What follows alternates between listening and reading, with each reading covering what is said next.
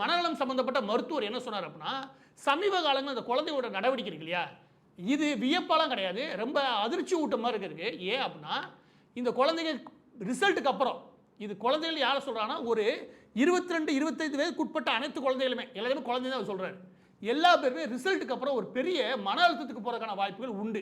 ஏன்னா விஜய் ஜெயிக்கிறதுக்கான வாய்ப்பெல்லாம் கிடையாது. அதே நேரம் விஜய் வெற்றி பெறலைன்னு வச்சுக்கோங்க, இவங்க ஒரு ட்ரீம் உலகத்தில் இருந்தாங்க. அந்த உலகத்தில் பெரிய தோல்வியை விஜய் அவர்கள் எதிர்கொள்ளும் போது தனக்கே நடந்த மாதிரி ஒரு எமோஷனல் கனெக்ட் ஆக ஆரம்பிப்பாங்க. ஏன்னா இது வந்து சைக்காலஜி.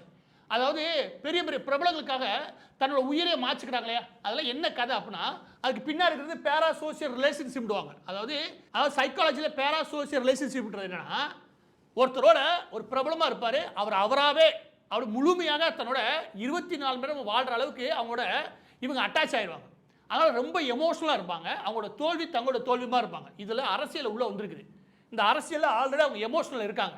லாக் ஆஃப் சப்போர்ட் மட்டும் லாக் ஆச்சுன்னு வச்சுக்கோங்க, ட்ரிகரிங் பாயிண்டாக வெயிட் ஆகும். இந்த 3 ஸ்டேஜ் தான்.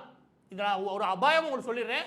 முக்கியமாக பெற்றோர் எல்லாத்துக்குமே 3 ஸ்டேஜ் தான். ஆல்ரெடி எமோஷனல் ஆக்கிட்டார் விஜய். அவங்கெல்லாம் உள்ளே கொண்டு வந்து அரசியல் பேச விட்டுருக்கே கூடாது. ஓட்டு போட வயசு இல்லை. ஒரு 10 வயதுக்கு உட்பட்ட குழந்தைலாம் நீங்கள் அரசியல் பேசாதீங்க, நீங்கள் நல்லா விளையாடுங்க, ஆரோக்கியமாக இருக்குன்னு சொல்லி முடிச்சுக்கலாம். ஆனால் அவங்களையும் இவர் கடைசியாக தூண்டி விட்டு போயிட்டார். எனவே அந்த குழந்தைகள் முதற்கொண்டு எமோஷனலாக இருக்குது. இந்த எமோஷனலாக இருக்கக்கூடிய குழந்தைகளுக்கு ஆல்ரெடி எமோஷனல் உச்சத்தில் இருக்குது. அடுத்து லாக் ஆஃப் சப்போர்ட் எல்லாரும் கேலி தான் பண்ணுறாங்க. அந்த குழந்தைய ஒரு பெரிய சீரியஸாக எடுத்துக்கிறதுல கேலி கிண்டல் பண்ணுறதுனால அதுக்கு ஒரு பெரிய சப்போர்ட் இருக்க மாதிரி தெரியல எனக்கு தெரிஞ்சு. அவர் யார் அந்த டாக்டர் சொல்கிறேன்னா, இந்த 2 ஸ்டேஜையும் கடந்துட்டாங்க. இதுக்கு அடுத்து இருக்கிறது ட்ரிகரிங் பாயிண்ட் தான். ஒரு ட்ரிகரிங் நடந்துச்சுன்னா வேலை முடிஞ்சிருச்சு. நிறையா குழந்தைகளுக்கு பிரச்சனை ஆரம்பிக்கும். அதாவது என்ன பிரச்சனைனா உயிரை மாய்க்கிற அளவுக்கு போகிறக்கான வாய்ப்புகள் உண்டு. இது சோசியலாக அவங்க ஒரு பெரிய அவமானத்தை சந்திக்கிற மாதிரி அவங்களே நினச்சிப்பாங்க. இது ஒரு பெரிய கஷ்டமான சூழலையே விஜய் தெரிஞ்சோ தெரியாமலோ உருவாக்குறாரு. அது உருவாயிருச்சு. இதுக்கப்புறம் இருக்கிற ட்ரிகர் பாயிண்ட். அந்த ட்ரிகர் பாயிண்ட் மே 4ஆம் தேதி. இவர் தோல்வின்னு தெரிஞ்சதுக்கப்புறம் எத்தனை பேர் இந்த மாதிரி செய்ய போகிறான்றது எனக்கு ஒரு மிகப்பெரிய வருத்தம் தருது அப்படின்னு அந்த டாக்டர் சொன்னதுனால அதையும் உங்களுக்கு சொல்லிடுறேன். எனவே உங்கள் குழந்தைகள் இருந்துச்சுன்னா அதிகப்படியாக மொபைல் ஃபோன் பார்க்காம, இல்லை டிவி செய்திகளை பார்க்காம, இல்லை மொபைல் ஃபோனை அதிகம் தவிர்த்துட்டாலே பல விஷயங்களை தவிர்த்துட முடியும்.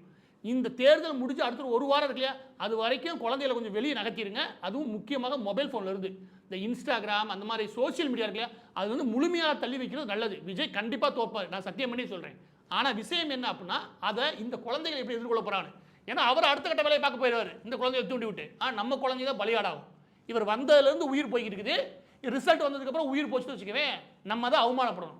தெரிஞ்சோ தெரியாமல் இவர் ஒரு கேவலமான சொசைட்டியில் நம்ம இருக்கோம். இந்த மாதிரி என்ன சொல்ல, சினிமா பிரபலங்கள் எல்லா பேருமே தெய்வங்களுக்கு மேலாக எல்லாருமே தெய்வங்களாக மாறுறது இங்கே தான். சினிமா பிரபலங்கள் எல்லாமே இதுலேருந்து குழந்தைகளை பாதுகாக்க வேண்டியது பெற்றோரோட கடமை. நான் சொல்லிட்டேன்.